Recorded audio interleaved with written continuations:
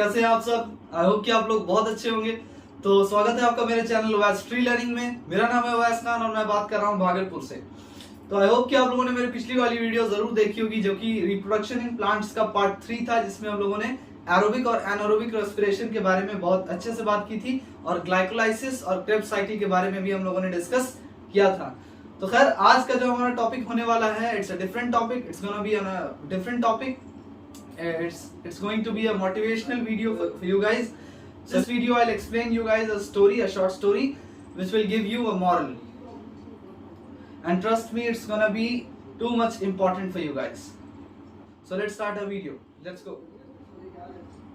तो बच्चों, आज हम लोग बात करने वाले हैं एक स्टोरी के बारे में, जो कि जिसमें कि एक इंसान जो है वो कुछ कुत्तों को जो है अपने बेच रहा है और उसके पास एक छोटा सा बच्चा उससे मिलने के लिए आता है और वो कुछ कुत्तों को उस बच्चों को दिखाता है. So we are gonna talk about a dog shopkeeper and a boy and a small boy.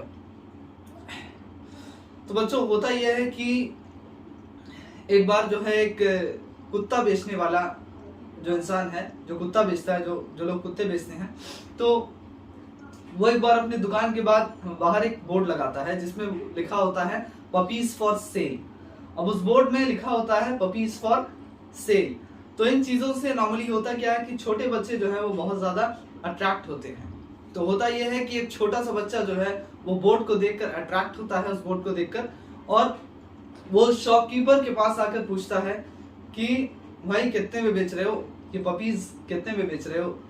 तो शॉपकीपर कहता है कि इन पपीज का दाम जो है वो $30 से $50 के रेंज के बीच में है.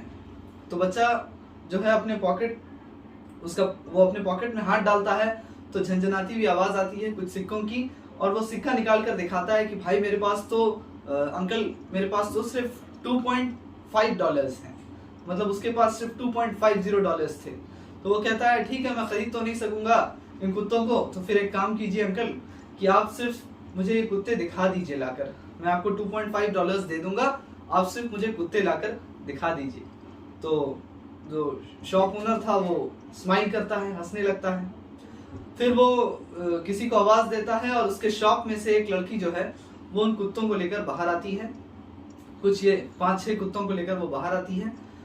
और फिर क्या होता है कि उसमें से एक कुत्ता ऐसा था जो कि he was limping, वो लिंगड़ा रहा था. उसके साथ कुछ प्रॉब्लम था जिसकी वजह से वो जो है लिंगड़ा रहा था. अब ये बच्चा का जो फोकस है वो उसी कुत्ते के ऊपर जाता है जो सबसे पीछे खड़ा हुआ था और लिंगड़ा रहा था. तो वो शॉप ओनर से पूछता है कि ये कुत्ता जो है इसके साथ क्या हुआ है, ये क्यों इस तरह से लिंगड़ा रहा है.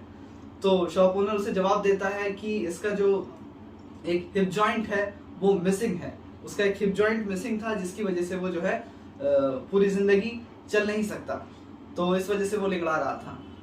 तो बच्चा बोलता है कि मैं आपके इस कुत्ते को खरीदना पसंद करूंगा. तो शॉप ओनर जो है उससे कहता है या तुम कोई और कुत्ता ले लो, लेकिन ये कुत्ता मत लो, अगर ये कुत्ता तुम चाहते ही हो तो मैं तुम्हें इसे फ्री में दे दूंगा, I will give it to you for free. तो बच्चा मालूम है क्या कहता है जवाब में?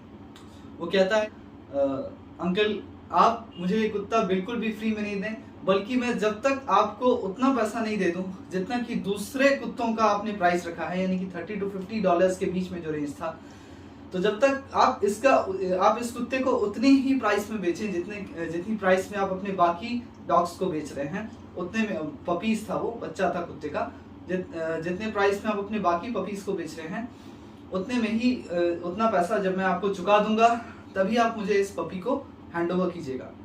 तो वो शॉपकीपर पूछता है कि ऐसा क्यों कर रहे हो बेटा, ये तो ना तुम्हारे साथ दौड़ सकेगा, ना खेल सकेगा और ना उछल कूद सकेगा, तो फिर तुम क्यों इसका इतना प्राइस पे करना चाहते हो.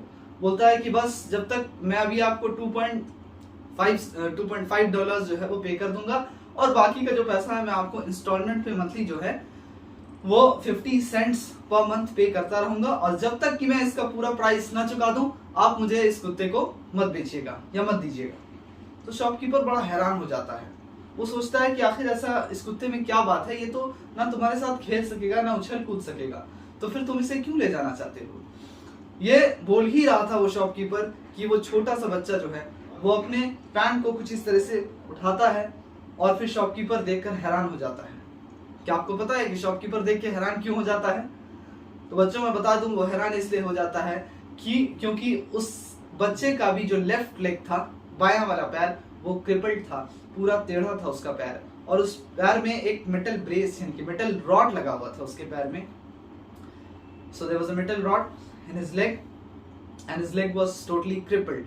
ठीक है, his left leg was crippled. तो वो शॉपकीपर जो है देखकर हैरान रह जाता है इस चीज को, और वो बच्चा स्माइल करके उस शॉपकीपर से कहता है कि अंकल, असल बात तो ये है कि जो मेरी तकलीफ है या मेरा दर्द है वो सिर्फ ये कुत्ता समझ सकता है, और जो इसके साथ जो इशू है उसे भी सिर्फ मैं ही समझ सकता हूँ। यानी कि हम दोनों के साथ जो प्रॉब्लम है उसे सिर्फ हम दोनों ही समझ सकते हैं और कोई दूसरा नहीं समझ सकता है। तो बच्चों यहाँ पे स्टोरी का मॉरल ये था कि हो सकता है आप लोगों में से हर बच्चे अलग अलग कैटेगरी के होते हैं, किसी के अंदर कुछ खामी होती है, किसी के अंदर कुछ बात होता है, किसी के अंदर कोई अच्छाई होती है, किसी के अंदर कुछ नुक्स होता है, लेकिन ऐसा जरूरी नहीं है। अगर मान लेते हैं फॉर एग्जाम्पल कि अगर आप किसी सब्जेक्ट में लैक कर रहे हैं, फॉर एग्जाम्पल आप केमिस्ट्री में लैक कर रहे हैं, या फॉर एग्जाम्पल कुछ बच्चे बायो में लैक कर रहे हैं या मैथ्स में लैक कर रहे हैं, इसका बिल्कुल भी ये मतलब नहीं है कि आपकी कदर अगर किसी जगह पे नहीं है। फॉर एग्जाम्पल आप किसी सब्जेक्ट में लैक कर रहे हैं तो ऐसा नहीं है कि आप जिंदगी में कुछ नहीं कर सकते हैं, या फिर अगर फॉर एग्जाम्पल आपकी कदर कहीं पे नहीं हो रही है या आपका वर्थ कहीं पे नहीं है, आपकी वैल्यू नहीं है कहीं पे, तो आपकी वैल्यू कहीं भी नहीं होगी, ऐसा बिल्कुल भी नहीं है बच्चों। आप खुद को वैल्यू देना सीखें, दुनिया आपको वैल्यू देगी। एक चीज याद रखें, कभी भी ये ना सोचे कि अगर आज मेरी यहाँ वैल्यू नहीं है या आज मेरी यहाँ कदर नहीं है तो मेरी कदर कहीं भी नहीं होगी, ऐसा बिल्कुल नहीं होगा। ऊपर वाला सबको टेस्ट करता है, आपको भी करेगा, हर को टेस्ट करना है, हर का टेस्ट होना है। तो इसीलिए हैव पेशेंस, सब रखें आप लोग, और इंशाअल्लाह ताला जब आप लोग कंसिस्टेंसी के साथ उस फील्ड को लेकर लगे रहेंगे, जिस चीज में भी आप लोगों को इंटरेस्ट है, मेहनत करेंगे, खूब जमकर मेहनत करेंगे, तो आप लोग को जो है वो एक ना एक दिन उसका फल मिलना ही मिलना है। So let's end up our video here. Story का मॉरल ये था बच्चों कि damaged souls still have worth. जो सोल्स डैमेज होती है या किसी चीज में कोई खामी होती है, उनका भी वर्थ होता है, उनकी भी वैल्यू होती है बच्चों, तो खुद को वैल्यू देना सीखें। तो चलिए फिर खैर अपनी अगली वीडियो में हम लोग मिलते हैं, और इस तरह से मैं हर संडे जो है आप लोगों के लिए मोटिवेशनल वीडियोस लाने की कोशिश करूंगा इंशाअल्लाह ताला। अगर आप लोगों को ये वीडियो पसंद आई है, ये स्टोरी अच्छी लगी है, तो आप लोग कमेंट सेक्शन में भी बताएं, वीडियो को लाइक करें और ज्यादा से ज्यादा सब्सक्राइबर्स बढ़ाएं, जिससे कि मैं आप लोगों के लिए और ज्यादा अच्छी वीडियो लाने की कोशिश करूं और आप लोगों के लिए कंसिस्टेंटली काम करूं। So let's end up our video here and let's meet up in our next video. Till then, take care guys. Goodbye.